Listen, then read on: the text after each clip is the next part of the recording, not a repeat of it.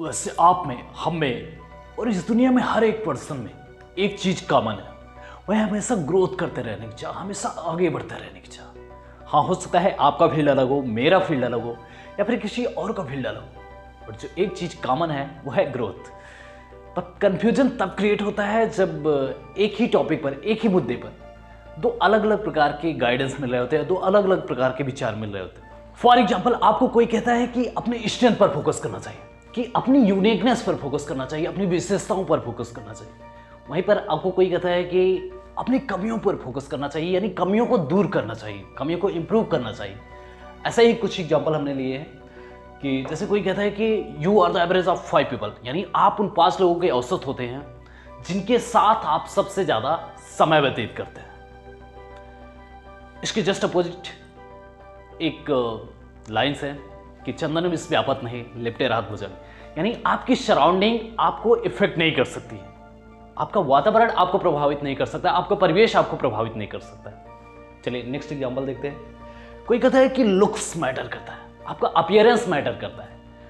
वहीं पर कुछ लोग कहते हैं नहीं, लुक्स नहीं, टैलेंट मैटर करता है। कोई कहता है कि एक ईंट से ना कभी महल नहीं बनता है। अगर आपको कुछ बड़ा करना है तो आपको लोग चाहिए होंगे, लोगों के साथ आपको जुड़ना पड़ेगा, टीम रखनी पड़ेगी। वहीं इसके जस्ट अपोजिट कोई कहता है कि अगर आपको बड़ा और महान करना है ना तो आपको अकेले चलना पड़ेगा, खुद के साथ वक्त बिताना पड़ेगा, खुद के साथ रहना पड़ेगा। तो क्या इन सारी आइडियोलॉजी को गलत प्रूफ करना इस वीडियो को पर्पस है? बिल्कुल नहीं। तो इस वीडियो को पर्पस क्या है? इस वीडियो का पर्पस है कंफ्यूजन टू क्लैरिटी तक, यानी आपकी अंडरस्टैंडिंग के लेवल को बढ़ा पाना, आपकी मैच्योरिटी के लेवल को बढ़ा पाना, आपकी समझ के लेवल को बढ़ा पाना।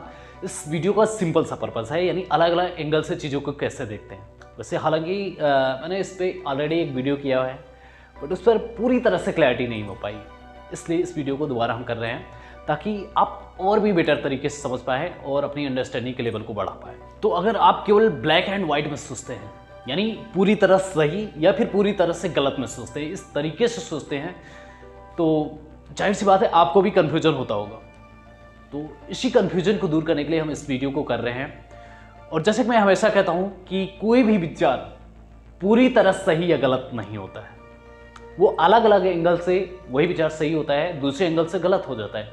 क्योंकि कोई भी विचार या तो भौतिकतावादी दुनिया से होगा, या फिर आध्यात्मिकतावादी दुनिया से होगा, या फिर अलग अलग, या फिर लॉजिकल होगा, या फिर इमोशनल होगा। ऐसे ही अलग अलग एंगल से चीज़ों को जब जज किया जाता है तो एक दूसरे का अपोजिट हो सकते हैं। इसलिए आपको समझना पड़ेगा कि कौन सा विचार किस एंगल से कहा जा रहा है और कौन सा विचार कहाँ पर अप्लाई करना है।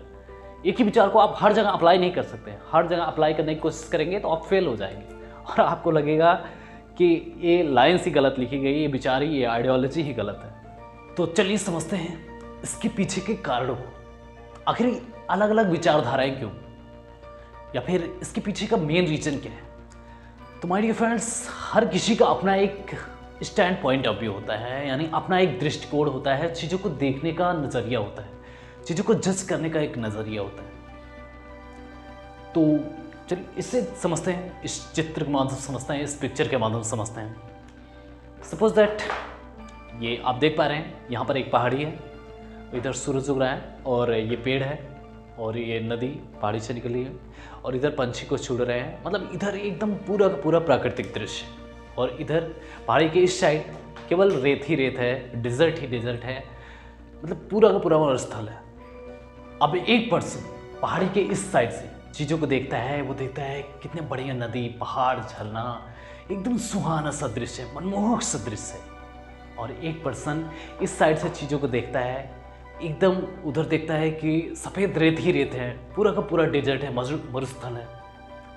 तो जब ये एक तीसरे पर्सन से मिलते हैं, एक थर्ड पर्सन से मिलते हैं, और इस पहाड़ी के बारे में चर्चा करते हैं, एक कहता है कि उधर पूरा पूरा एकदम सुहाना सा दृश्य है, बहुत मनमोहक सा दृश्य है, बहुत अच्छा है, पूरी पूरी पहाड़ी बहुत बढ़िया है। और दूसरा कहता है कि पूरी पहाड़ी में बस रेत ही रेत है। तो वो जो थर्ड पर्सन था वो कहता है कि मैं पूरी पहाड़ी का खुद निरीक्षण करूंगा, पूरे माउंटेन का निरीक्षण मैं खुद करूंगा।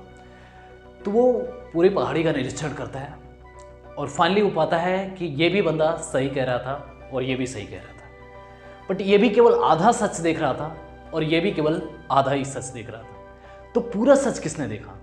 जिसने एक थर्ड पर्सन की तरह, यानी जिसने ऊपर उससे देखा, यानी पूरे को सच को देखा। और वैसे ये पिक्चर जस्ट आपको रिलेट कराने के लिए है माय डियर फ्रेंड्स। ऐसे ही हमारे लाइफ में भी होता है कि हम किसी भी टॉपिक को, किसी भी मुद्दे को आधे सच के साथ में देखते हैं, यानी एक एंगल से देख रहे होते हैं। बट पूरे सच को तब देख पाएंगे जब हम बिना मेमोरी के देखेंगे, यानी बिना फिल्टर के देखेंगे, एक ऑब्जर्वर की तरह देखेंगे, यानी माइंड में बैठे पुराने बिलीफ सिस्टम के आधार पे नहीं, एक थर्ड पर्सन की तरह देखेंगे, यानी एक दृष्टा भाव से चीज़ों को देखेंगे, तब हम सच को देख पाएंगे। सो फाइनली आपने इस चित्र के माध्यम से जाना कि चीज़ों को जज करने के अलग अलग एंगल्स हो सकते हैं।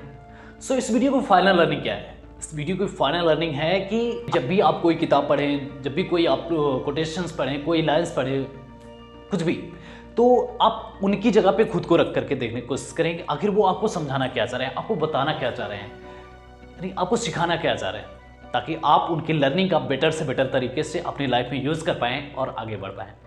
सो आप सभी के प्रेम और स्नेह के लिए बहुत बहुत धन्यवाद।